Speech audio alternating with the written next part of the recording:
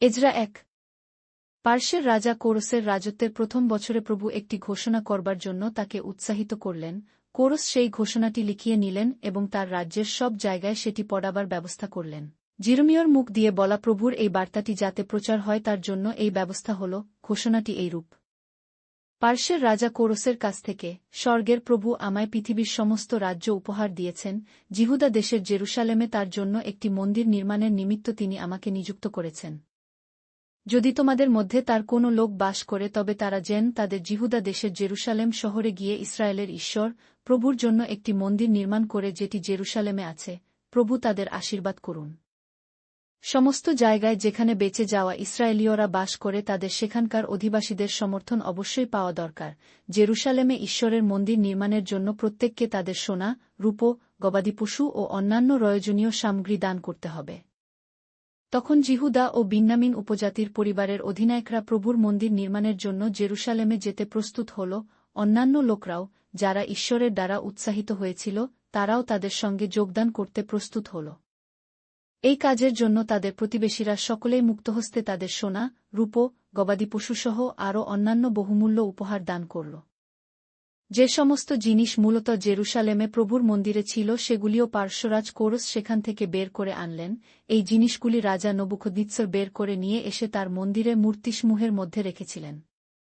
রাজা কোরস তার কোষাধ্যক্ষ মিত্রদাতের হাত দিয়ে সেই সমস্ত সামগ্রী বের করে ইহুদি নেতা শেষশরের হাতে প্রভুর মন্দিরের জন্য তুলে দিলেন। মিত্রদাত যে সমস্ত সামগ্রী এনেছিলেন তার মধ্যে ছিল সোনার থালা ৩, রূপোর থালা ১, ছুরি এবং চাটুসমূহ ২, সোনার বাটি ৩, ঠিক সোনার বাটির মতো রূপোর বাটি ৪, এবং অন্যান্য পাত্র ১, সেখানে সব সমেত ৫, ৪, সোনার এবং রূপোর জিনিস ছিল। যে সমস্ত বন্দী বাবিল ছেড়ে জেরুসালেমে ফিরে যাচ্ছিল তাদের সঙ্গে শেষশর এই সমস্ত জিনিস এনেছিলেন। এজরা ২। বাবিলের রাজা নবুখদ্নেচ্ছর যাদের বন্দী করেছিলেন তারা জেরুসালেম এবং জিহুদায় যে যার নিজের নগরে ফিরে গেল। এরা সকলে সরুব্বাবিল, জেশুয়, নহিমীয়, সরাই, রিয়েলায়, মর্দখা, বিলশন, মিসপর, বিগ্রয়, রহুম ও বানাদের সঙ্গে প্রত্যাবর্তন করল। যারা ইসরায়েলে ফিরেছিল তাদের তালিকাটি নিম্নরূপ: পরশের উত্তরপুরুষ ২, ১, ৭, ২, শফটিয়ের উত্তরপুরুষ ৩, ৭, ২, আরহের উত্তরপুরুষ ৭, ৭, ৫, জেশু এবং জোয়াব পরিবারের পহত্তোয়াবের উত্তরপুরুষ ২, ৮, ১, ২, এলমের উত্তরপুরুষ ১, ২, ৫, ৪, সত্তুর উত্তরপুরুষ ৯, ৪, ৫, শক্কয়ের উত্তরপুরুষ ৭, ৬, ০, বানির উত্তরপুরুষ ৬, ৪, ২, বেয়ের উত্তরপুরুষ ৬, ২, ৩, অস্কদের উত্তরপুরুষ ১, ২, ২, ২, অদনিকামের উত্তরপুরুষ ৬, ৬, ৬, বিগওয়ের উত্তরপুরুষ ২, ০, ৫, ৬, আদিনের উত্তরপুরুষ ৪, ৫, ৪, জিহিশকিয়ার বংশজাত আটেরের উত্তরপুরুষ ৯, ৮, বেতসয়ের উত্তরপুরুষ ৩, ২, ৩, জোরাহের উত্তরপুরুষ ১, ১, ২, হুশুমের উত্তরপুরুষ ২, ২, ৩, গিব্বরের উত্তরপুরুষ ৯, ৫, বৈতলেহেম শহরের ১, ২, ৩, নটোফা শহরের ৫, ৬, অনাথত শহরের ১, ২, ৮, অসনাবত শহরের ৪, ২, কিরিয়ত্তারিম, কফিরা ও বেরোত শহরের ৭, ৪, ৩, রামা ও গেবা শহরের ৬, ২, ১, মিকমস শহরের ১, ২, ২, বৈথেল ও শহরের ২, ২, ৩, নব শহরের ৫, ২, মব্বিস শহরের ১, ৫, ৬, এলম নামে একটি শহরের ১, ২, ৫, ৪, হারিম শহরের ৩, ২, ০, লোদ, হাদিদ ও ওনো শহরের ৭, ২, ৫, জিরিহ শহরের ৩, ৪, ৫, সনায়া শহরের ৩, ৬, ৩, ০। যাজকদের মধ্যে ছিলেন জেশুয় পরিবারের জিদ্রিয়ের উত্তরপুরুষ ৯, ৭, ৩, ইম্মেরের উত্তরপুরুষ ১, ০, ৫, ২, পশুরের উত্তরপুরুষ ১, ২, ৪, ৭, হারিমের উত্তরপুরুষ ১, ০, ১, ৭। লেবীয় পরিবার গোষ্ঠীর লোকদের মধ্যে যারা ছিল তারা হল হোদবিয়ের পরিবারের মাধ্যমে জেশুয় ও কদমিয়েলের উত্তরপুরুষ ৭, ৪, আসফের গায়কবর্গের মধ্যে ১, ২, ৮। মন্দিরের দ্বারপালের উত্তরপুরুষের মধ্যে শলুম, আটের, টলমন, অক্কুব, হুটিটা এবং শোবয়ের উত্তরপুরুষের ১, ৩, ৯। মন্দিরের সেবাদাসদের উত্তরপুরুষের মধ্যে ছিলেন শিহ, হশুফা ও টব্বাজতের উত্তরপুরুষরা, কেরস, শিও ও পাদনের সন্তানরা, লবানা, হগাব ও অক্কুবের সন্তানরা, হাগব, সলময় ও হান্নের সন্তানরা, গিদ্দেল, গহর ও রায়ের সন্তানরা। রৎসিন, নকোদর ও গসমের সন্তানরা। উশ, পাসেহ ও বেশয়ের সন্তানরা। অসনা, মিজুনিম ও নফুসিমের সন্তানরা। বকবুক, হকুফার ও হরহুরের সন্তানরা। বসলুত, মহিদা ও হর্ষার সন্তানরা। বরকস, শিশরা ও তেমহের সন্তানরা।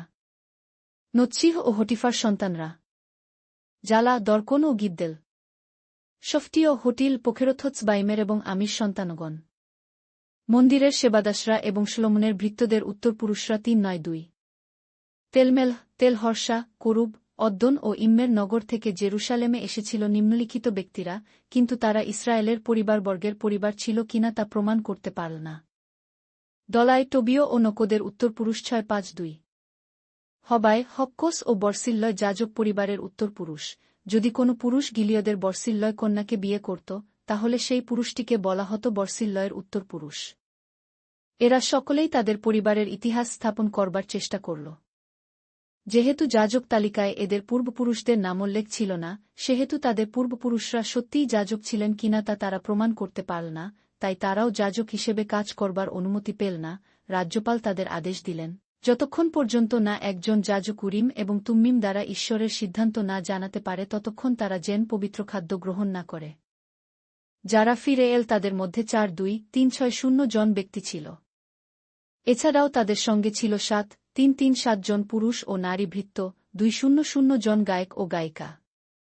তাদের 7-3-6টি ঘোড়া, 2-4-5টি খচ্চর, 4-3-5টি উট ও 6-7-2-0টি গাধা ছিল।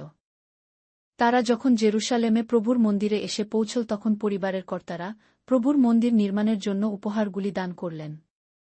এই উপহারের মধ্যে ছিল 1,100 পাউন্ড সোনা, 3 টন রূপো ও যাজকদের পরিবারের জন্য 100টি অঙ্গরক্ষক বস্ত্র। আগে যেখানে প্রভুর মন্দিরটি ছিল সেইখানেই তারা মন্দিরটি নির্মাণ করবে। এই কাজের জন্য যাজকগণ, লেবীয় ও অন্যান্য ব্যক্তিরা জেরুসালেমের কাছাকাছি অঞ্চলে বসতি স্থাপন করল। এই দলের মধ্যে মন্দিরের দ্বারক্ষী, গায়কবর্গ ও সেবাদাসরা ছিল। ইসরায়েলের অন্যান্য ব্যক্তিরা তাদের নিজ নিজ শহরে বাসা বাঁধল। এজরা 3। যে সমস্ত ইসরায়েলীয় ফিরে এসেছিল এবং নিজেদের শহরে বসতি স্থাপন করেছিল, তারা সবাই সপ্তম মাসে এক জাতি হিসেবে জেরুসালেমে একত্রিত হল। তারপর যোশাদকের পাত্র জেশুয় এবং তার সঙ্গের যাজকগণ, শলটিয়েলের পাত্র সরুব্বাবিল ও তার সঙ্গের লোকরা ইসরায়েলের ঈশ্বরের জন্য একটি বেদি নির্মাণ করলেন। ঈশ্বরের দাস মোশি যেভাবে বর্ণনা করেছিলেন, বেদিটি সেভাবেই বানানো হল। যদিও তারা কাছাকাছি বাস করত এমন অন্য জাতির লোকদের ভয় করত, তবুও তারা যজ্ঞবেদিটি পুরানো ভিত্তির উপরই তৈরি করেছিল এবং তার উপর নৈবেদ্য উৎসর্গ করেছিল। তারা প্রতিদিন সকালে ও সন্ধ্যায় প্রার্থনা করত। এরপর তারা মোশির আদেশ অনুসারে কুটির পর্ব উৎসব পালন করল। তারা উৎসবের প্রতিটি দিন ঠিক সংখ্যক হোমবলি উৎসর্গ করল। তারপর তারা প্রতিদিন নিত্য হোমবলি উৎসর্গ করা শুরু করল এবং অমাবস্যার উৎসবের জন্য, অন্যান্য সমস্ত ছুটির দিনের জন্য এবং ঈশ্বরের আদেশকৃত উৎসবের দিনগুলোর জন্য উৎসর্গ করতে লাগল। লোকরা প্রভুকে বিশেষ উপহারগুলোর মধ্যে যে কোনো উপহার দিতে শুরু করল যা তারা প্রভুকে দিতে চাইত। মন্দির পুনর্নির্মাণ শুরু না হওয়া সত্ত্বেও সপ্তম মাসের প্রথম দিন থেকে ইসরায়েলের লোকরা প্রভুকে উপহার উৎসর্গ করতে শুরু করল। তারপর তারা পাথর কাটুরে ও ছুতরদের পয়সা দিল, এবং তারা সোরীয় ও সিদোনীয়দের জাহাজে করে লিবানন থেকে সমুদ্র তীরবর্তী জাফো নগর পর্যন্ত এর স্কাট আনবার জন্য খাদ্য, দ্রাক্ষারস ও জলপাই তেল দিল। পার্শ্বের রাজা কোরস তাদের এই সব করবার অনুমতি দিয়েছিলেন। জেরুসালেমে ফিরে আসার পর দ্বিতীয় বছরের দ্বিতীয় মাসে শলটিয়েলের পাত্র সরুব্বাবিল, যোশাদকের পাত্র জেশুয় ও তাদের ভাইরা, যাজকগণ, লেবীয়গণ ও অন্যান্য ব্যক্তিরা যারা বন্দিদশা থেকে জেরুসালেমে ফিরে এসেছিলেন তারা মন্দির নির্মাণের কাজ শুরু করলেন। তারা 200 বছর এবং তার চেয়ে বেশি বয়স্ক লেবীয়দের মন্দির নির্মাণের তত্ত্বাবধানের জন্য বেছে নিলেন। যারা মন্দির নির্মাণ কাজের তত্ত্বাবধান করেছিলেন তারা হলেন জেশুয় ও তার পাত্ররা, কদমিয়েল ও তার পাত্ররা, জিহুদার উত্তরপুরুষ, লেবীয় হেনাদদের পাত্রগণ ও তাদের ভাইরা। যখন সহপতিরা প্রভুর মন্দিরের ভিত্তি স্থাপন করলেন, তখন যাজকরা পূর্ণপরিচ্ছদ পরে শিঙা বাজালেন। আশফের সন্তানরা তাদের খোল করতাল নিলেন এবং ইসরায়েলের রাজা দাউদের আদেশানুসারে প্রভুকে প্রশংসা করবার জন্য তাদের জন্য নির্দিষ্ট স্থানে দাঁড়ালেন। একসঙ্গে প্রভুর প্রশংসা করতে করতে এবং প্রভুকে ধন্যবাদ জানিয়ে তারা গাইলেন, প্রভু ভালো। তার প্রকৃত প্রেম চিরকাল অব্যাহত থাকে। তারপর সমস্ত লোক একটি বিরাট চিৎকার করে হর্ষধ্বনি করে উঠল এবং তারা প্রভুর প্রশংসা করল কারণ প্রভুর মন্দিরের ভিত্তি স্থাপন হয়ে গেল। তখন আগেকার সুন্দর পুরানো মন্দিরের কথা স্মরণ করে বহু বয়স্ক লোক, যাজক অথবা লেবীয়দের গাল বেয়ে চোখের জল গড়িয়ে পড়ল। অন্যরা যখন আনন্দ করছিল ও কোলাহল করছিল তখন তারা কাঁদছিল। সেই আনন্দ ও কোলাহলের ধ্বনি বহুদূর থেকেও শোনা যাচ্ছিল, কিন্তু এত জোরে শব্দ হচ্ছিল যে যারা দূর থেকে তা শুনছিল তারা বুঝতে পারছিল না সেটা আনন্দের শব্দ না কান্নার। এজরা ৪। অন্য দেশের বহু লোক যারা ওই অঞ্চলে বাস করতেন তারা জিহুদা ও বিন্যামিনের লোকদের প্রতি বিরূপ মনোভাবাপন্ন ছিলেন। তারা শুনতে পেলেন যে যারা বন্দিদশা থেকে ওই অঞ্চলে ফিরে এসেছে তারা প্রভু ইসরায়েলের ঈশ্বরের জন্য একটি মন্দির নির্মাণ করছে। তাই তারা সরুব্বাবিল ও পিতৃকুলপতিদের কাছে এলেন এবং বললেন, নির্মাণের কাজে আমাদের যোগ দিতে দাও, আমরা তোমাদেরই মতো। যখন থেকে অসুর রাজা এসরহদ্দন আমাদের এখানে নিয়ে এসেছেন তখন থেকে আমরা তোমাদের প্রভুকে হোমবলি উৎসর্গ করছি। সরুব্বাবিল, যেশুও ও ইসরায়েলের অন্যান্য পিতৃকুলপতিরা তাদের বললেন, না, তোমরা আমাদের সঙ্গে মন্দির নির্মাণ করতে পার না। রাজা কোরসের আদেশ অনুযায়ী ইসরায়েলের প্রভুর মন্দির নির্মাণের কাজ একমাত্র আমরাই সম্পন্ন করতে পারি। একথা শুনে এই সব ব্যক্তিরা রুদ্ধ হলেন। তারা জিহুদার লোকদের নিরুৎসাহ করবার চেষ্টা করলেন এবং তাদের নির্মাণের কাজ বন্ধ করবার চেষ্টা করলেন। ওইসব শেওরা মন্দির নির্মাণের কাজ বন্ধ করবার নিমিত্ত নানা রকম সমস্যা সৃষ্টির জন্য সরকারি কর্মচারীদেরও ভাড়া করে এনেছিলেন। পার্শ্বরাজ কোরসের রাজত্বকাল থেকে শুরু করে পার্শ্বরাজ দারিয়াবসের রাজত্ব প্রাপ্তি পর্যন্ত এই প্রতিকূল অবস্থা চলেছিল। এমনকি ইহুদিদের নিবৃত্ত করার জন্য তারা রাজা কোরসকে বেশ কিছু অভিযোগাত্মক চিঠিও লিখেছিলেন। অহস্যেশ্বর যে বছরে পার্শ্বের রাজা হলেন সেই বছরে শেওরা তাকেও একটি চিঠি পাঠিয়েছিলেন। অর্তক্ষস্ত যখন পার্শ্বের রাজা হলেন তখন এই সব ব্যক্তিরা ইহুদিদের বিরুদ্ধে নালিশ জানিয়ে তাকে আরেকটি চিঠি লিখেছিলেন। বিশালম, মিত্রদাত, তাবেল ও তার অন্যান্য সঙ্গীরা অরামীয় ভাষায় এই চিঠি রচনা করেছিলেন। তারপর সেনাপতি রহুম এবং সচিব শিমশয় রাজা অর্তক্ষস্তের কাছে জেরুসালেমের লোকদের বিরুদ্ধে চিঠি লিখেছিলেন। তারা এইরূপ লিখেছিলেন: সেনাপতি রহুম এবং সচিব শিমশয় এবং টর্পুলীয়, পার্শ্ব, অর্কবীয় ও বাবিলীয় গণের বিচারকবর্গ, গুরুত্বপূর্ণ কর্মচারী এবং এলমীয় লোকদের সুসংখ্যীয় লোকদের কাছ থেকে এবং অন্যান্য লোকদের যাদের মহামহিম অস্নপ্পর সমরিয়া নগরে এবং ফরাত নদীর পশ্চিম পারের দেশের অন্যান্য জায়গায় এনেছিলেন তাদের কাছ থেকে রাজা অর্তক্ষস্তের যে চিঠিটি পাঠানো হয়েছিল এটি তারই একটি অনুলিপি। আপনার ভৃত্য ফরাত নদীর পশ্চিম পারের প্রজাবর্গের কাছ থেকে, হে রাজা অর্তক্ষস্ত, আমরা আপনার কাছে বিনীত নিবেদন করতে চাই যে যেসব ইহুদিদের আপনি এখানে ফেরত পাঠিয়েছিলেন তারা শহর পুনর্নির্মাণ করতে চেষ্টা করছে। জেরুসালেমের বাসিন্দারা বরাবর অন্যান্য রাজাদের প্রতি বিদ্রোহ করে এসেছে। বর্তমানে ইহুদিরা শহরের ভিত নির্মাণ করছে ও দেওয়াল গাঁথছে। হে মান্যবর, আপনার জ্ঞাতার্থে জানাই যে শহরের চারপাশে দেওয়াল বানানোর কাজ শেষ হলেই কিন্তু জেরুসালেমের বাসিন্দারা আপনাকে কর প্রদান করা বন্ধ করবে এবং এতে রাজকোষের আর্থিক ক্ষতি হবে। আমরা রাজার প্রতি অনুগত থাকতে প্রতিজ্ঞাবদ্ধ এবং আমরা এরকম একটি ঘটনা ঘটতে দিতে চাই না এবং আমরা এও মনে করি যে এসব কথা আপনাকে জানানো আমাদের কর্তব্য।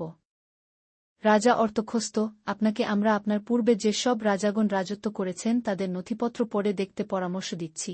ওই নথিপত্রে দেখবেন জেরুসালেম সব সময় বহু রাজার বিরুদ্ধে বিদ্রোহ করেছে।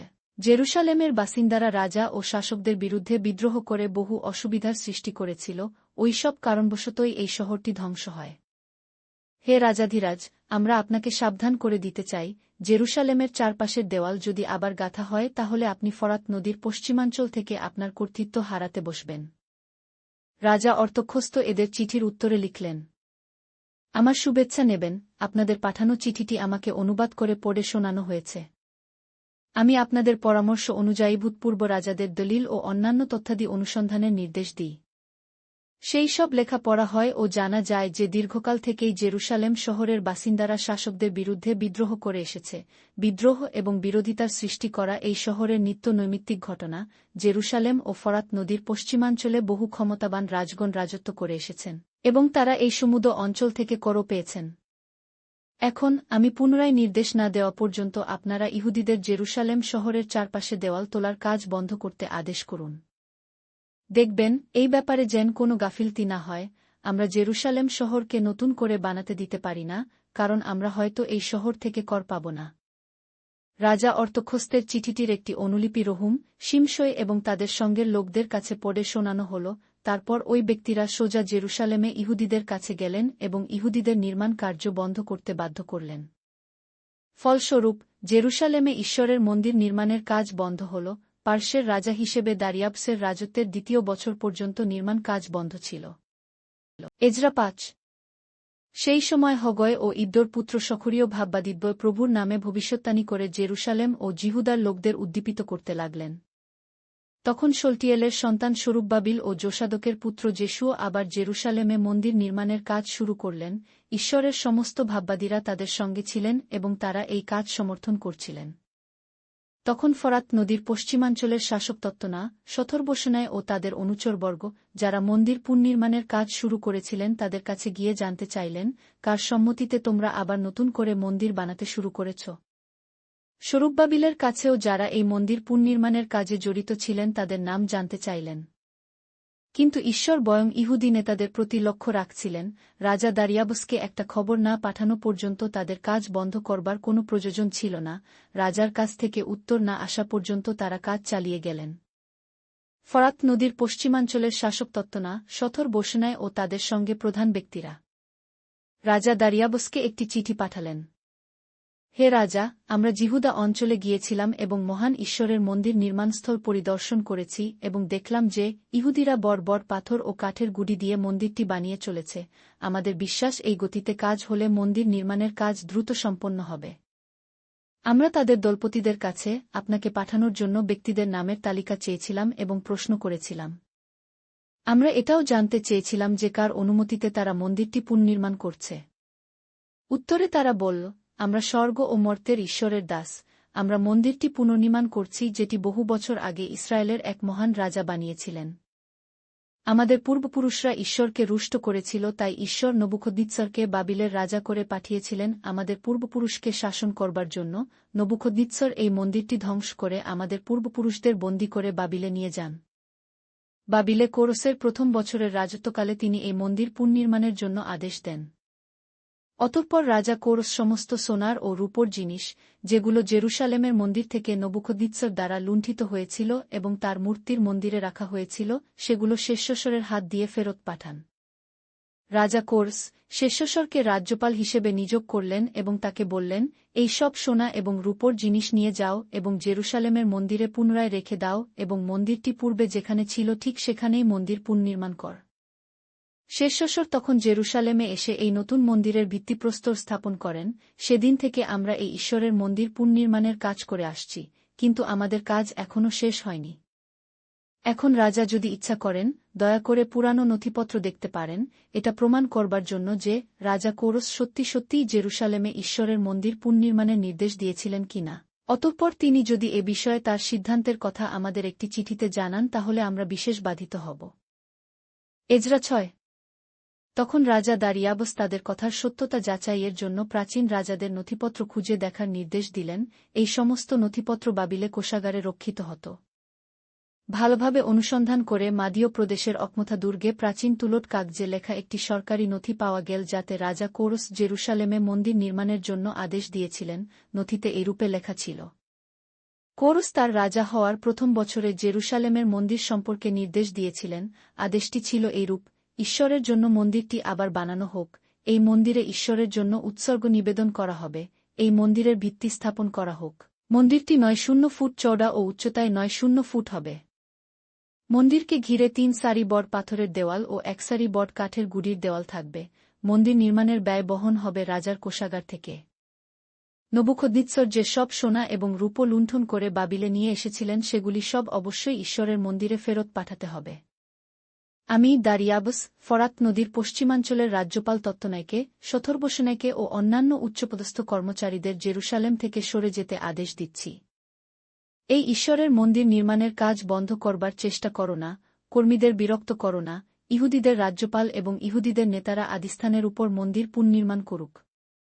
এখন আমি এই আদেশ করছি যে তোমরা এসব কাজ ইহুদি নেতাদের জন্য করবে, যারা মন্দির নির্মাণের কাজে লিপ্ত। মন্দির নির্মাণের খরচ আসবে রাজার কোষাগার থেকে এবং ওই অর্থ আসবে ফরাত নদীর পশ্চিম পারের অঞ্চলের সংগৃহীত কর থেকে। এই সব নির্দেশগুলি তাড়াতাড়ি পালন কর যাতে কাজটি বন্ধ না হয়ে যায়। স্বর্গের ঈশ্বরের মন্দিরে উৎসর্গ করবার জন্য যা যা লাগবে সবই ওদের দাও। জেরুসালেমের যাজকদের যদি ষাঁড়, মেষ, পাঠা, এমনকি গম, নুন, দ্রাক্ষারস অথবা তেল এসবের প্রয়োজন হয় তবে এসবই ওদের প্রত্যেক দিন দিও, এর যেন অন্যথা না হয়। তাহলে তারা হয়তো স্বর্গের ঈশ্বরকে সুগন্ধ সম্বলিত হোম উৎসর্গ করবে এবং ঈশ্বরের কাছে আমার ও আমার পুত্রদের জন্য প্রার্থনা করবে। আমি এও আদেশ দিচ্ছি, কেউ যদি এই আদেশ বদলে দেয় তবে তার বাড়ির থেকে একটি কড়ি কাঠ খুলে নেওয়া হবে এবং সেই ব্যক্তিকে ওই কড়ি কাঠে ফাঁসি দেওয়া হবে এবং তার বাড়িটি ধ্বংস করে একটি বারোয়ারি শৌচালয়ে পরিণত করা হবে। ঈশ্বর তার নাম জেরুসালেমে রেখে দেবেন।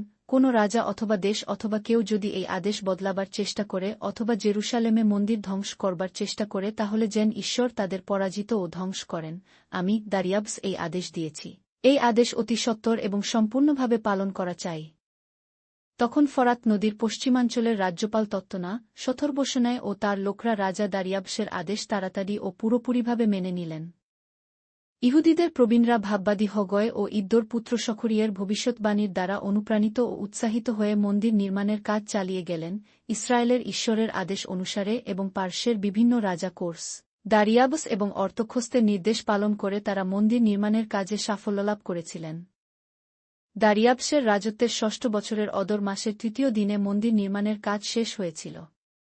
ইসরায়েলের বাসিন্দারা মন্দির উৎসর্গীকরণের উৎসবটি আনন্দ সহকারে পালন করল। বন্দিচ্ছা থেকে মুক্তি পাওয়া সমস্ত যাজকগণ ও লেবীয়রাও উৎসবে যোগদান করলেন। ১০০টি ষাঢ়, ২০০টি মেষ, ৪০০টি পুরুষ মেষশাবক বলি দিয়ে মন্দিরটিকে প্রভুর উদ্দেশ্যে উৎসর্গীকৃত করা হল। এছাড়াও ইসরায়েলের পাপস্খলনের জন্য ১-২টি ছাগল বলি দেওয়া হল। ইসরায়েলের ১-২টি পরিবারের প্রত্যেকটির জন্য ১-২টি ছাগল উৎসর্গ করা হয়েছিল। এরপর তারা জেরুসালেমের মন্দিরে ঈশ্বরের সেবার জন্য তাদের দল অনুযায়ী মোশির পুস্তকে লিপিবদ্ধ নির্দেশ অনুযায়ী যাজকগণ ও লেবীয়দের বেছে নিলেন। প্রথম মাসের ১৪ দিনের মাথায় বন্দিচ্ছা থেকে ফিরে আসা ইহুদিরা নিস্তার পর্ব পালন করলেন। যাজক ও লেবীয়রা সকলে পরিচ্ছন্ন হয়ে বিশেষ দিনটির জন্য প্রস্তুত হলেন। লেবীয়রা বন্দিচ্ছা থেকে ফিরে আসা ইহুদিদের সকলের জন্য, তাদের নিজেদের জন্য এবং তাদের যাজক ভাইদের জন্য নিস্তার পর্বের উৎসর্গীকৃত মেষটিকে বলি দিলেন। এরপর বন্দিচ্ছা থেকে ইসরায়েলে ফিরে আসা সকলে মিলে সেই মেষের মাংস গ্রহণ করলেন। ওই শহরের অন্য লোকরাও ওই দেশেরই বাসিন্দা অন্য লোকদের অপবিত্রতা থেকে নিজেদের পবিত্র করে ওই মেষের মাংস গ্রহণ করলেন। তারা সকলে ঈশ্বরের সামনে প্রার্থনা করার জন্য নিজেদের পবিত্র করলেন। এই সমস্ত ব্যক্তিরা ৭ দিন ধরে মহানন্দে খামিরবিহীন রুটির উৎসব পালন করলেন। ঈশ্বর তাদের সকলকে আনন্দিত করে তুললেন কারণ তিনি অসুররাজের মনোবৃত্তিতে পরিবর্তন এনেছিলেন এবং তার ফলে অসুররাজ তাদের ইসরায়েলের ঈশ্বরের মন্দির নির্মাণের কাজে সমর্থন জানিয়েছিলেন।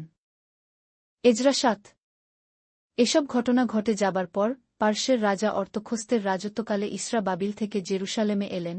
ইসরা ছিলেন সরায়ের পুত্র, সরায় অসুরিয়ের, অসুরীয় হিলকিয়ের, হিলকিয় শলমলুমের, শলমলুম সাদকের, সাদক অহিটুবের, অহিটুব অমরিয়ের, অমরীয় অসুরিয়ের, অসুরীয় মরাজতের, মরাজত সরহিয়ের, সরহিয় উশির, উশি বুক্কির পুত্র। বুক্কি ছিলেন অবিশুয়ের পুত্র, অবিশুও ছিলেন পিনহসের পুত্র, পিনহস ছিলেন ইলিয়াসরের পুত্র এবং ইলিয়াসর ছিলেন প্রধান যাজক হারনের পুত্র। শিক্ষক ইসরা বাবিল থেকে জেরুসালেমে এসেছিলেন। মোশির ঈশ্বরদত্ত অনুশাসন সম্পর্কে তার সুগভীর ব্যুৎপত্তি ছিল। রাজা অর্তখস্ত ইসরাকে তার অনুরোধ অনুসারে সমস্ত প্রয়োজনীয় জিনিস দিয়েছিলেন কারণ প্রভু ইসরার সঙ্গে ছিলেন।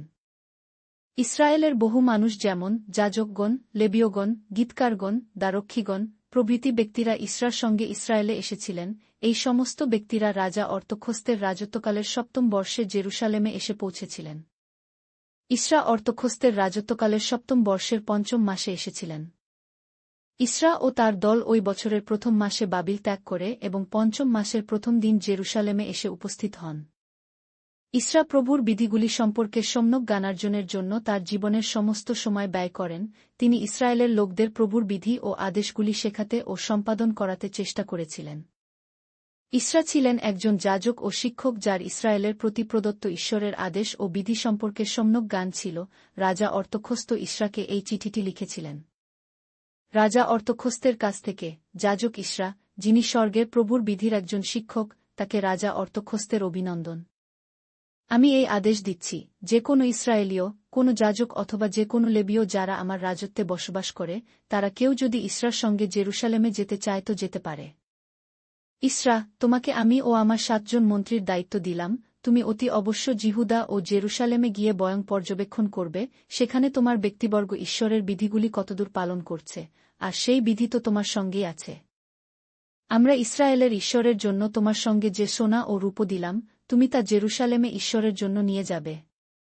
এছাড়াও তোমাকে যদি কেউ জেরুসালেমে ঈশ্বরের মন্দিরের জন্য উপহার দিতে চায় এবং তোমার লোকেদের এবং বাবিলের যে কোনো প্রদেশে বসবাসকারী যাজকগণ ও লেবীয়দের সব উপহারও তোমাকে সংগ্রহ করে নিয়ে যেতে হবে।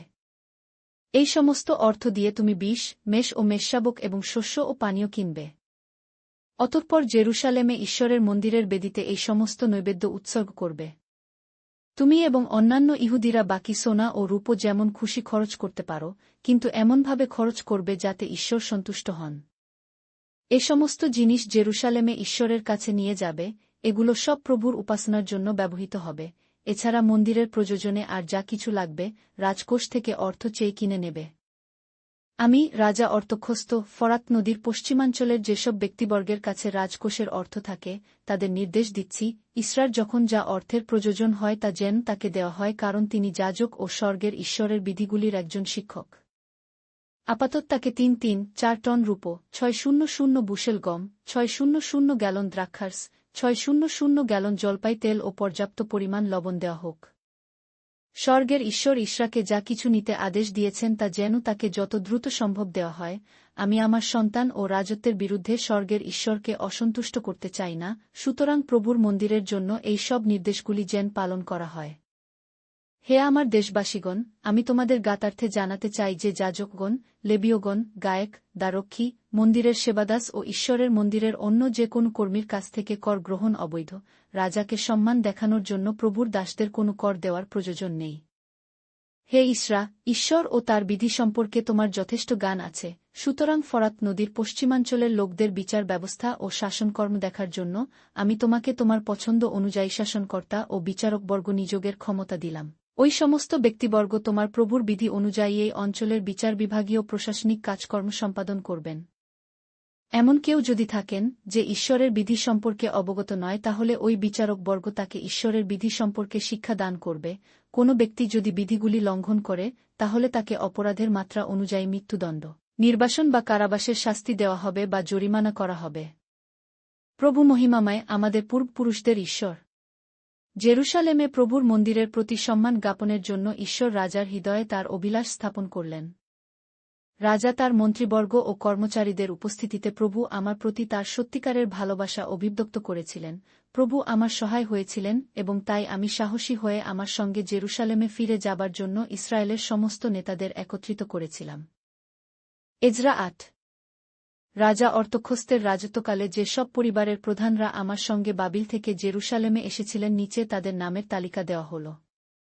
পিনহসের উত্তরপুরুষদের মধ্যে গেরশোম, ইথামরের উত্তরপুরুষদের মধ্যে দানিয়েল, দায়ুদের উত্তরপুরুষদের মধ্যে হটুস, শখনিয়ের উত্তরপুরুষদের মধ্যে পরশ, শখরীয় ও আরও 150 জন পুরুষ। পহত মোয়াবের উত্তরপুরুষদের মধ্যে শখরীয়র পুত্র ইলিয়নয় ও আরও 200 জন পুরুষ। জট্টর উত্তরপুরুষদের মধ্যে মহসিয়েলের সন্তান শখনীয় ও আরও 300 জন পুরুষ। আদিনের উত্তরপুরুষদের মধ্যে জোনাথনের পুত্র এবদ ও আরও 500 জন পুরুষ।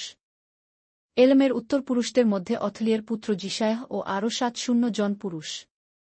শফটিয়ের উত্তরপুরুষদের মধ্যে মিখায়েলের পুত্র শব্দীয় ও আরও 800 জন পুরুষ। জোয়াবের উত্তরপুরুষদের মধ্যে জিহিয়েলের পুত্র ওবদীয় ও আরও 218 জন পুরুষ। বানির উত্তরপুরুষদের মধ্যে জোসিফিয়ের পুত্র শলোমিত ও আরও 160 জন পুরুষ। বের উত্তরপুরুষদের মধ্যে বের পুত্র শখরীয় ও আরও 2-8 জন পুরুষ। অস্কদের উত্তরপুরুষদের মধ্যে হকাটনের পুত্র জোহানন ও আরও 110 জন পুরুষ। অদনিকামের শেষ উত্তরপুরুষদের মধ্যে ইলিফেল্ট, জিজুয়েল, সময় ও আরও 600 জন পুরুষ। এবং বিগ্বয়ের উত্তরপুরুষদের মধ্যে হুথা, শব্বুত ও তার সঙ্গী 700 জন পুরুষ। আমি এই সমস্ত ব্যক্তিদের অহবাগামিনী নদীর কাছে জড় হতে বলেছিলাম, সেখানে তাঁবু খাটিয়ে আমরা 3 দিন ছিলাম। আমি কয়েকজন যাজককে সেখানে দেখলাম, কিন্তু কোনো লেবীয়কে নয়, তাই আমি ইলিয়েশর, অরিয়েল, সময়, ইলনাথন, জারিব, ইলনাথন, নাথন, শখরীয় ও মুশুসকলমলম প্রভৃতি নেতৃবৃন্দকে এবং জোয়ারিব ও ইলনাথন নামে 2 জন শিক্ষককে ডেকে কাসিফিয়া নগরের প্রধান ইদ্দোরের কাছে তাকে ও তার লোকদের কি বলতে হবে তার নির্দেশ দিয়ে পাঠিয়েছিলাম, যাতে ইদ্দো আমাদের ঈশ্বরের মন্দিরে কাজ করার মতো কিছু সহকারী পাঠাতে পারেন। যেহেতু ঈশ্বর আমাদের সহায় ছিলেন, ইদ্দো নিম্নলিখিত ব্যক্তিদের আমাদের কাছে পাঠালেন। মহলির উত্তরপুরুষ সেরেবীয়। মহলি ছিলেন একজন লেবী, লেবি ছিল ইসরায়েলের সন্তান, শেরেবিয়র সঙ্গে তার পুত্ররা এবং ভাইয়েরা মোট 8 জন পুরুষ এসেছিল। হশবিয় ও তার সঙ্গে মরারির সন্তান জিশায়াহ এবং তাদের ভাইয়েরা ও ছেলেরা মোট জন পুরুষ 20 তারা 220 জন মন্দির কর্মীও পাঠিয়েছিল। তাদের পূর্বপুরুষরা লেবীয়দের সাহায্য করবার জন্য দাউদ ও তার কর্মচারীবর্গ দ্বারা নিযুক্ত হয়েছিলেন, তাদের নাম তালিকাভুক্ত ছিল।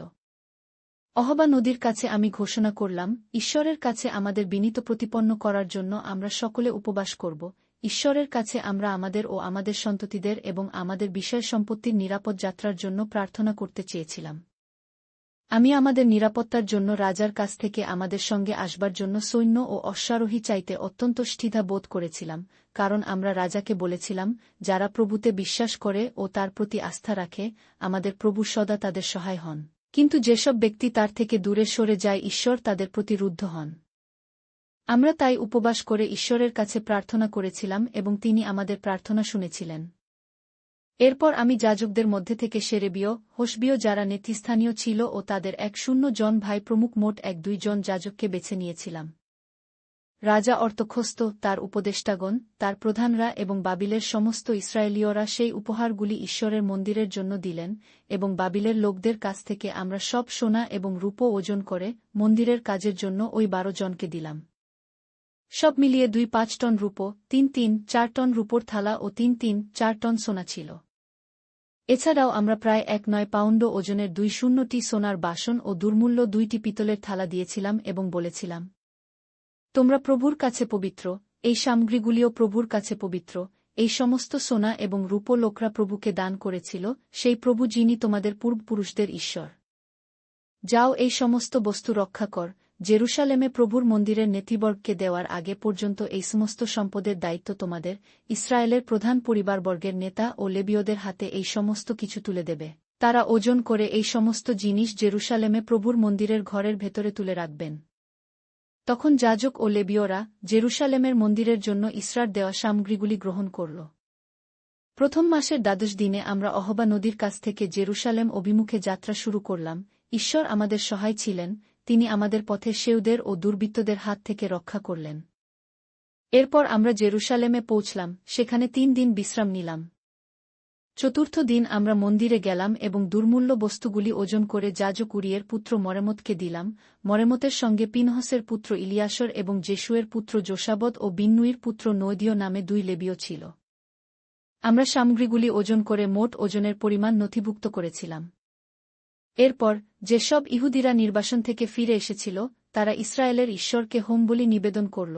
তারা ইসরায়েলের মঙ্গলের জন্য 1-2টি 20, 9-6টি মেষ, 7-7টি মেষশাবক ও পাপমোচনের জন্য 1-2টি পুরুষ ছাগল বলিদান করল।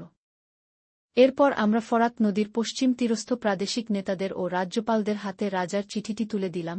তারপর এই সমস্ত নেতারা ইসরায়েলের বাসিন্দা ও মন্দিরের সহায়তা করেন। এজরা 9। এসব হয়ে যাবার পর ইসরায়েলীয় লোকদের নেতারা আমাকে এসে বললেন, ইসরায়েলের লোকরা এখানে বসবাসকারী অন্যান্য ব্যক্তিদের থেকে নিজেদের পৃথক রেখে বাস করেনি। ইসরায়েলীয়রা কনানীয়, হিত্তীয়, পরিশীয়, জিবুসীয়, অম্মনীয়, মোয়াবীয়, মিশরীয় এবং ইমোরীয় প্রভৃতি অন্য জাতির লোকদের অসৎ কার্যকলাপে প্রভাবিত। এইভাবে তারা অন্য বংশের সঙ্গে বিবাহসূত্রে আবদ্ধ হয়, ইসরায়েলীয় বিশেষ জন বলে গণ্য হবার কথা। কিন্তু এখন অন্তর্বিবাহের দরুন তাদের অন্য জাতির সঙ্গে মিশ্রণ হয়েছে। ইসরায়েলের নেতৃবর্গ ও প্রশাসকরাই এই ধরনের বিয়ে করে অপরাপরদের কাছে দৃষ্টান্ত স্থাপন করেছে। আমি যখন একথা জানতে পারলাম, তখন দুঃখ প্রকাশ করবার জন্য আমি আমার পোশাক, চুল, দাড়ি ছিঁড়ে ফেললাম এবং বিষণ্ণ ও অত্যন্ত স্তম্ভিত হয়ে বসে পড়লাম। তখন ধর্মভীরু সমস্ত ব্যক্তি ভয়ে কাঁপতে শুরু করল। ওরা ভয় পেয়েছিল কারণ বন্দিচ্ছা থেকে মুক্তিলাভ করে যেসব ইহুদিরা ফিরে এসেছিল, তারা ঈশ্বরের প্রতি অনুগত ছিল না। ক্ষুব্ধ ও বিমূঢ় অবস্থায় আমি বৈকালিক উৎসর্গ অনুষ্ঠান পর্যন্ত বসে থাকলাম। ওই সমস্ত ব্যক্তিরা আমার চারপাশে জড়ো হল। আমি যতক্ষণ ওখানে বসেছিলাম, নিজেকে যতদূর সম্ভব লজ্জিত দেখাতে চেষ্টা করছিলাম। এরপর বৈকালিক প্রার্থনার সময় আমি উঠে দাঁড়ালাম। নোংরা ও ছেঁড়া পরিধেয় সহ আমি হাঁটু গেড়ে বসে, দুহাত প্রসারিত করে আমার প্রভু ঈশ্বরের কাছে প্রার্থনা করে বললাম, হে আমার ঈশ্বর, তোমার দিকে ফিরে তাকাতেও আমি লজ্জা বোধ করছি। আমি লজ্জিত কারণ আমাদের পাপকর্ম আমাদের মাথা ছাড়িয়ে গেছে, আমাদের অপরাধ স্বর্গ পর্যন্ত পৌঁছেছে। আমাদের পূর্বপুরুষদের সময় থেকে শুরু করে আজ পর্যন্ত আমরা বহু পাপে পাপী। আমাদের পাপের জন্য আমাদের রাজাদের, যাজকদের এবং আমাদের শাস্তিভোগ করতে হয়েছে। বিভিন্ন বিদেশি শাসক আমাদের লুট করে আমাদের বন্দী করে নিয়ে গিয়েছে।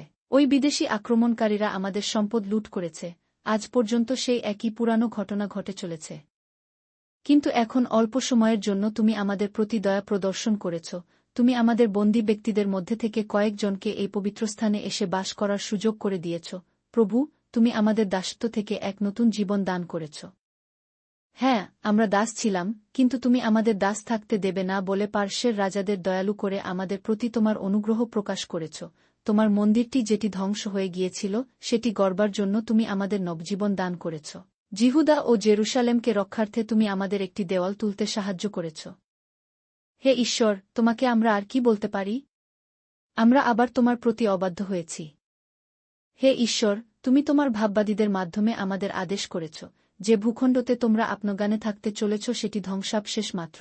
এই ভূখণ্ডটি এখানে বসবাসকারী বাসিন্দাদের অসৎ কর্মের জন্য ধ্বংসাবশেষে পরিণত হয়েছে। এখানকার বাসিন্দারা এই ভূখণ্ডকে অপবিত্র করেছে। অতএব ইসরায়েলের লোকরা, তোমরা যেন তোমাদের সন্তানসন্ততিদের ওই সব লোকদের সন্তানসন্ততিকে বিয়ে করতে দিও না, ওদের সঙ্গে কথাও বলো না। আমার আদেশ শুনলে তোমরা বলিষ্ঠ হয়ে উঠবে এবং এই ভূখণ্ডের যাবতীয় ভালো জিনিস উপভোগ করতে পারবে এবং তোমাদের সন্তানসন্ততিদের হাতে এই ভূখণ্ডটি তুলে দিতে পারবে। আমরা নিজেরাই এই অবস্থার জন্য দায়ী। আমরা পাপাচরণ করেছি এবং আমরা অপরিসীম দোষী, কিন্তু তুমি আমাদের অনেক কম দণ্ডে দণ্ডিত করেছ। আমাদের অনেক মারাত্মক পাপের জন্য আমাদের খুব কঠিন শাস্তি প্রাপ্ত ছিল। তা সত্ত্বেও তুমি আমাদের কয়েকজনকে বন্দিচ্ছা থেকে মুক্তি দিয়েছ। অতএব তোমার আদেশ আমাদের অমান্য করা উচিত নয়। আমাদের ওই সমস্ত লোকদের সঙ্গে অন্তর্বিবাহ করা উচিত নয় যারা খারাপ কাজ করে। আমরা জানি যে আমরা যদি ওদের সঙ্গে বিবাহ সম্পর্ক চালিয়ে যাই, তাহলে হে ঈশ্বর, তুমি আমাদের উপর খুব রেগে যাবে এবং যতদিন না সমস্ত ইসরায়েলীয় নির্বংশ হবে ততদিন আমাদের ধ্বংস করবে। হে প্রভু, ইসরায়েলের ঈশ্বর, তুমি এত ভালো যে আমরা এত দোষ করা সত্ত্বেও তুমি আমাদের কয়েকজনকে বেঁচে থাকতে দিয়েছ। আমরা দোষী, তাই সে কারণে আমাদের কারোরই তোমার সামনে দাঁড়াবার কথা নয়। এজরা 1:0। প্রভুর মন্দিরের সামনে কাঁদতে কাঁদতে ইসরা প্রার্থনা করছিলেন ও দোষ স্বীকার করছিলেন। সেই সময়ে বহু ইসরায়েলীয় নারী, পুরুষ ও শিশু তার চারপাশে জড়ো হয়েছিল, তারাও কাঁদছিল। তখন এলামের একজন উত্তরপুরুষ জিহিয়েলের পুত্র শখনীয় ইসরাকে বলল, আমরা ঈশ্বরের আদেশ অমান্য করেছি এবং আমাদের আশেপাশে বসবাসকারী অন্যান্য জাতির বংশের লোকদের সঙ্গে বৈবাহিক সম্বন্ধ স্থাপন করেছি, তবুও আমার মনে হয় এখনও ইসরায়েলের সব আশা হারিয়ে যায়নি।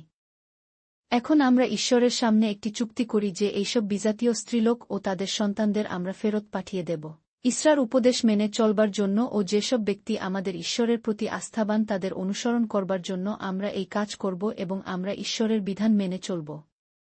ইসরা, আপনি উঠে দাঁড়ান এবং শক্ত হন। ঈশ্বরের বিধির প্রতি আমাদের আস্থাবান করে তোলার যে ব্রত আপনি নিয়েছেন তা সফল করে তুলতে আমরা আপনাকে সহায়তা করব। ইসরা উঠে দাঁড়ালেন এবং প্রতিজ্ঞা অনুযায়ী প্রধান যাজকগণ, লেবীয় ও ইসরায়েলের বাসিন্দাদের শপথ গ্রহণ করালেন। এরপর ইসরা ইলিয়াশিবের পুত্র জিহোহাননের ঘরে প্রবেশ করলেন। যেটুকু সময় ইসরা ওখানে ছিলেন, উনি কোনো খাবার খেলেন না বা কিছু পান করলেন না, কারণ প্রত্যাগত বন্দীদের ঈশ্বরের বিধির প্রতি অনাস্থা বশত তিনি তখনও দুঃখিত ও শোকসন্তপ্ত ছিলেন। অতঃপর তিনি ইহুদি ও জেরুসালেমের সর্বত্র একটি বার্তা পাঠালেন। সেই বার্তায় তিনি বন্দিত্ব থেকে মুক্তি লাভ করা সমস্ত ইহুদিদের জেরুসালেমে এসে সমবেত হতে বললেন। যেসব ব্যক্তি 3 দিনের মধ্যে এসে উপস্থিত হবে না তাদের সম্পত্তি বাজেয়াপ্ত করা হবে এবং সেই ব্যক্তিকে সে যে দলের সঙ্গে বাস করে তার থেকেও বহিষ্কার করা হবে। প্রধান আধিকারিক ও নেতৃবৃন্দরা এই সিদ্ধান্ত গ্রহণ করলেন। 3 দিনের মধ্যে ইহুদি ও বিন্যামিনের পরিবারের সমস্ত ব্যক্তি জেরুসালেমে জড়ো হল এবং নবম মাসের 20 দিনের মাথায় তারা মন্দির প্রাঙ্গণে সমবেত হল। তারা সকলে এই সমাবেশের কারণে ও প্রবল বর্ষণের জন্য কাঁপছিল। তখন ইসরা উঠে দাঁড়ালেন এবং সেই সমাবেশকে সম্ভাষণ করলেন, তোমরা সকলে ঈশ্বরের বিধি অমান্য করে তার প্রতি অনাস্থা দেখিয়েছিলে এবং তোমরা বিজাতীয় নারীদের বিয়ে করে ইসরায়েলকে আরও দোষী করেছ। এখন তোমরা ঈশ্বরের সামনে তোমাদের পাপ স্বীকার করো। প্রভু তোমাদের পূর্বপুরুষদের ঈশ্বর, তার বিধি তোমাদের অবশ্য পালনীয়। এই ভূখণ্ডে তোমাদের আশেপাশের বিজাতীয় ব্যক্তিবর্গের সঙ্গে তোমরা সমস্ত রকম সম্পর্ক ত্যাগ কর এবং তোমাদের বিদেশী স্ত্রীদের থেকে তোমরা নিজেদের আলাদা করে নাও। তখন ওখানে সমবেত সমস্ত ব্যক্তি সমস্বরে চিৎকার করে ইসরাকে বল, আপনি ঠিকই বলেছেন, আপনি যা বলছেন তা আমাদের অবশ্যই পালন করা উচিত। এখানে অনেক ব্যক্তি আছে আর এই বৃষ্টির মধ্যে আমাদের পক্ষে বাইরে থাকা সম্ভব নয়। এই সমস্যাটির সমাধানও 2-1 দিনের মধ্যে সম্ভব নয়, কারণ আমরা গুরুতর পাপাচরণ করেছি। আমাদের নেতারাই আমাদের পুরো দলের জন্য এ বিষয়ে সিদ্ধান্ত নিক, তারপর তাদের বিদেশি স্ত্রীলোকদের, যাদের তারা বিয়ে করেছিল, তাদের ফেরত পাঠাবে। তারা তাদের জন্য নির্দিষ্ট সময়ে জেরুসালেমে আসবে। প্রতিটি শহর থেকে প্রধান নেতারা এবং বিচারকগণ ওই লোকদের সঙ্গে আসবেন। তারা এরকম করে যাবেন যতক্ষণ না সবাই এসে যাবে, তাহলে ঈশ্বর আমাদের প্রতি রুদ্ধ হওয়া থেকে বিরত হবেন। অসাহেলের পুত্র জোনাথন, তিকবের পুত্র যহসীয়, মুশুল্লম ও লেবীয় সভ্যতা এই সিদ্ধান্তের বিরোধিতা করল। অতঃপর জেরুসালেমে প্রত্যাবর্তনকারী ইহুদিরা পরিকল্পনাটিকে গ্রহণ করতে সম্মত হল। যাজক ইসরা পরিবার নেতাদের বেছে নিলেন। প্রতিটি পরিবারবর্গ থেকে একটি করে মানুষের নাম বাছা হল এবং তারা 10ম মাসের প্রথম দিনে একত্র হয়ে প্রতিটি ঘটনা তদন্ত করলেন। 10ম মাসের প্রথম দিনে ওই বাছাই করা ব্যক্তিগণ, যে সব লোকরা অন্তর্বিবাহ করেছে, তাদের সম্পর্কে পর্যালোচনা করবার জন্য একসঙ্গে বসলেন। নিম্নলিখিত ব্যক্তিরা যে সব যাজক বিদেশী স্ত্রীলোকদের বিবাহ করেছিল, তাদের উত্তরপুরুষ: জিহসাদকের পুত্র যেশুয় ও তার ভাইরা মাসে, ইলিয়েশর, জারিব ও গদলীয়। এরা সকলে তাদের স্ত্রীদের পরিত্যাগ করতে সম্মত হলেন। তারপর তারা পাপস্খলনের বলিদানের জন্য একটি করে মেষ উৎসর্গ করেছিলেন। হনানি ও শব্দীয় ছিল ইম্মেরের পুত্র। হারিমের উত্তরপুরুষদের মধ্যে মাসে, এলিয়, সুময়, জিহিয়েল ও উশিয়। পশুহুরের উত্তরপুরুষদের মধ্যে ইলিয়য় নয়, মাসে, ইসমায়েল, নথনেল, যোশাবদ ও ইলিয়াসা। লেবীয়দের মধ্যে যোশাবদ, শিমি ও কলায় বা কলিট, পথাহিয়, জিহুদা ও ইলিয়েশর। গায়কদের মধ্যে ইলিয়াশিব। দ্বারপালদের মধ্যে শস্কলমলুম, তেলম ও ঘুরি। ইসরায়েলীয়দের মধ্যে পরিজসের উত্তরপুরুষদের মধ্যে রোমিও, জিশিয়, মলকিয়, মিয়ামিন, ইলিয়াসর, মলকিয় ও বনা। এলমের পুত্রদের মধ্যে মত্তনীয়, সখরীয়, জিহিয়েল, অবদি, জিরেমত ও এলিয়। 70 পুত্রদের মধ্যে ইলিয়য় নয়, ইলিয়াশিব, মত্তনীয়, জিরেমত, শাবদ ও অসিসা। বেয়ের পুত্রদের মধ্যে জিহোহানন, হনানীয়, সব্বয় ও অতল। বানির পুত্রদের মধ্যে মুশুল্লম, মলমলিক, অদায়া, জাসুব, শাল ও জিরমত। পহত, মোয়াবের পুত্রদের মধ্যে অদন, কলাল, বনায়, মাসে, মত্তনীয়, বৎসলেল, বিন্নুই ও মনশি। হারিমের পুত্রদের মধ্যে ইলিয়েশর, জিশিয়, মলকিয়, সময়, শিমিজন। বিমনামিন, মলমলিক, সমরীয়। হুসুমের পুত্রদের মধ্যে মত্তন, মত্তত্ব, শাবদ, ইলিফেল্ট, জিরেমায়, মনশি ও শিমি। বানির পুত্রদের মধ্যে মাদয়, অমরাম, ওয়েল। বনায়, বেদিয়া, কলুহু। বনীয়, মরেমত, ইলিয়াশিব। মত্তনীয়, মত্তন এবং জাসয়। বিমনুইর পুত্রদের মধ্যে শিমি। সেলিমীয়, নাথন, অদায়া। মকদবয়, শাসেই, সারে। অসরেল, সেলিমীয়, সমরীয়। সলুংলুম, অমরীয় এবং যোসেফ। নবর উত্তরপুরুষদের মধ্যে জিয়েল, মত্তিথিয়, শাবদ, সবিন, জাদো, জোয়েল ও বনা। এরা সকলেই বিদেশী স্ত্রীলোকদের বিবাহ করেছিল এবং এদের মধ্যে অনেকের স্ত্রী সন্তানদের জন্ম দিয়েছিল।